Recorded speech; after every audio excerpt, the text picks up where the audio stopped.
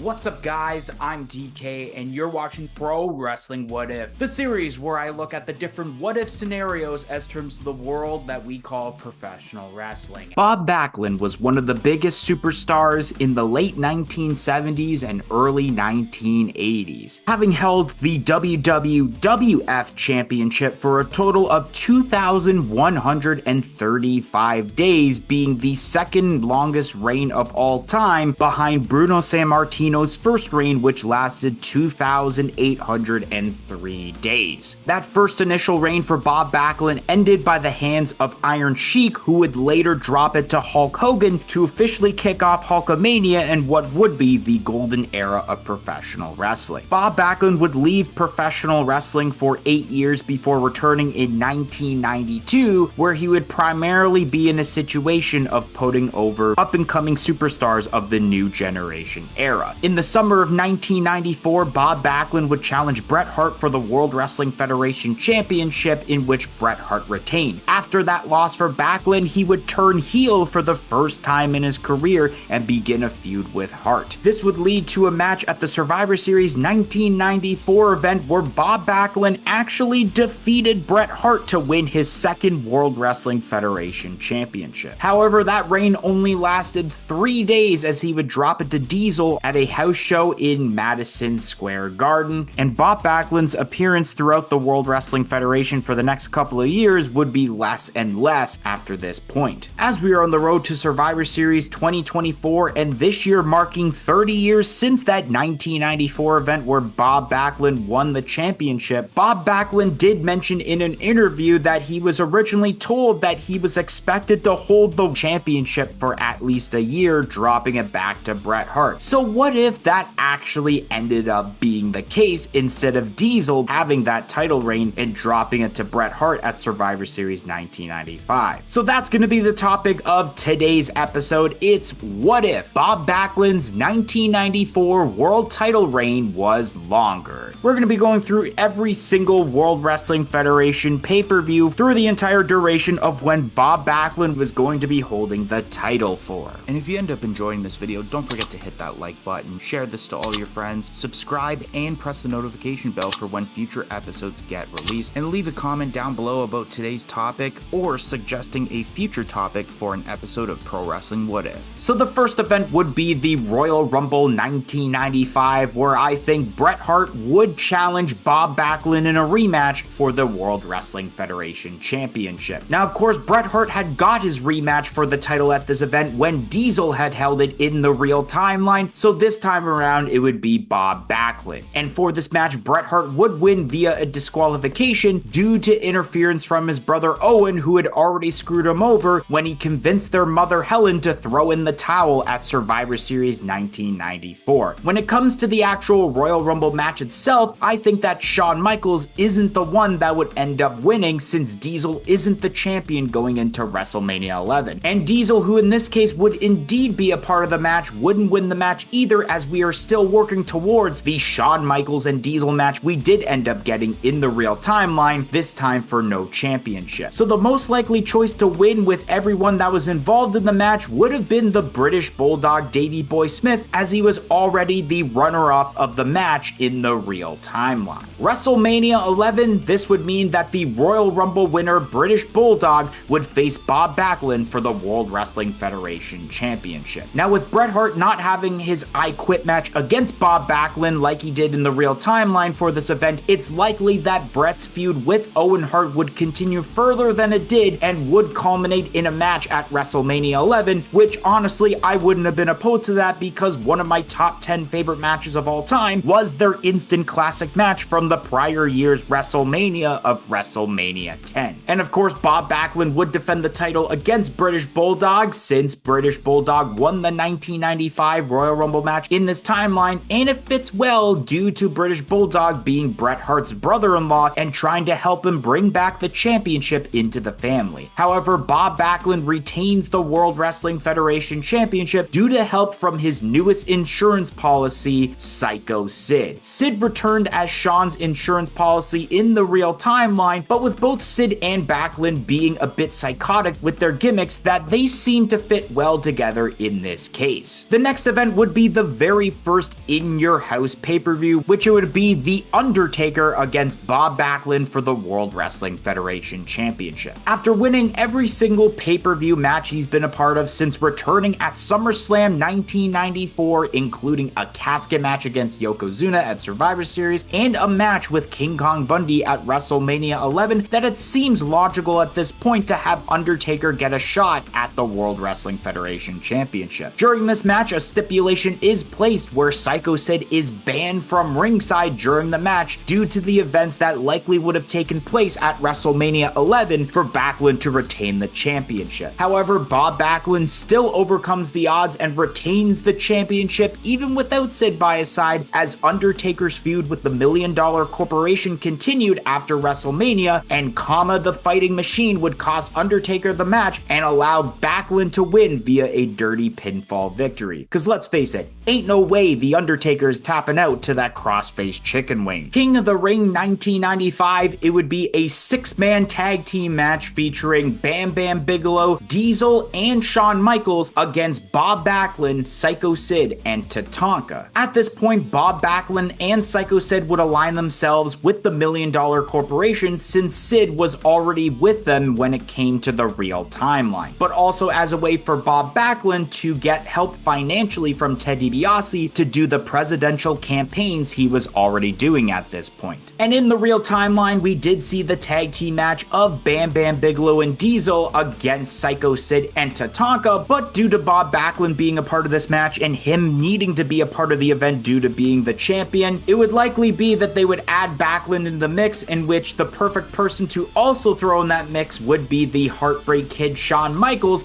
as he would have already recently turned babyface after his feud with Diesel. And even though Shawn Michaels had faced off against Kama in the real timeline in the King of the Ring tournament, likely his place would be taken by another competitor. And just like the real timeline, the babyface team would win, with Tatanka taking the fall in the match to protect both Sid and the World Wrestling Federation champion Bob Backlund. In Your House 2, it would be Savio Vega versus Bob Backlund for the World Wrestling Federation Championship. The best that I can explain for this match happening is for the sake of filler. A lot of the things that happen in the real timeline still occur, where guys like The Undertaker are feuding with Kama and the rest of the $1 Million Corporation, and unfortunately Bret Hart still can't slide his way back into the title hunt as he's in the middle of that rivalry with Jerry the King Lawler. And when it came to the real timeline, Savio Vega was teaming with Razor Ramon, but that has all changed, which I will explain why once we talk about SummerSlam. And of course, Bob Backlund would retain the World Wrestling Federation Championship, since no one could really believe that Savio Vega even had a chance against him to become the new champion. Well, actually, he probably would have a way better chance than Man Mountain Rock, who was Backlund's rival at this point in the real timeline. SummerSlam 1995, it would be the 1-2-3 Kid versus Bob Backlund for the World Wrestling Federation Championship. In this timeline, 1-2-3 Kid, who was the underdog babyface, pulled off the impossible